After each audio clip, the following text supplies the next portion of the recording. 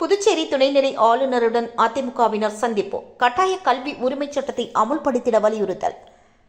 அதிமுக மாநில செயலாளர் அன்பழகன் தலைமையில் அக்கட்சியினர் துணைநிலை ஆளுநர் சி.பி. ராதாகிருஷ்ணனை சந்தித்து மனு அளித்துள்ளனர்.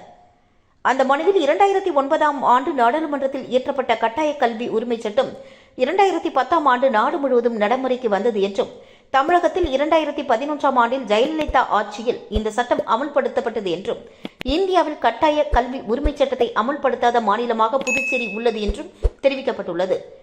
கடந்த திமுக காங்கிரஸ் கூட்டணி ஆட்சியில் புதுச்சேரியில் மக்கள் விரோத ஆட்சி நடத்தியவர்கள் இந்த சட்டத்தை 2021ஆம் ஆண்டு வரை அமல்படுத்தப்படவில்லை என்றும், தற்பொழுது என்ஆர் காங்கிரஸ் பாஜக கூட்டணி ஆட்சி அமைந்து 3 ஆண்டுகள் நிறைவடைந்தும் மத்திய அரசின் இந்த சட்டத்தை யூனியன் பிரதேசமான புதுச்சேரியில் அமல்படுத்தாமல் தனியார் பள்ளி நிறுவனங்களுக்கு ஆதரவாக உள்ளது என்றும் குற்றம் சாட்டப்பட்டுள்ளது.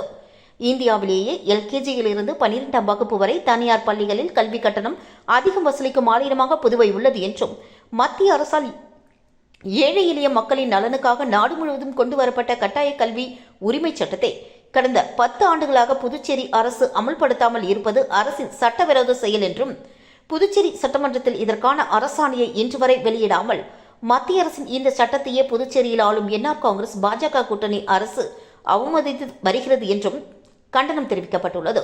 மேலும் சமூக சமுதாய நலனில் அதிக அக்கறை செலுத்தும் துணைநிலை ஆளுநர் இந்த கல்வியாண்டில் புதுச்சேரி மாநிலத்தில் கட்டாய கல்வி உரிமைச் சட்டத்தை அமல்படுத்த உரிய நடவடிக்கை எடுக்க வேண்டும் என்று ஏழை எளிய மாணவர்களின் நலனுக்காக கேட்டுக்கொள்வதாக அந்த மனுவில் அதிமுக செயலாளர் மற்றும் அக்கட்சியினர் தெரிவித்துள்ளனர்.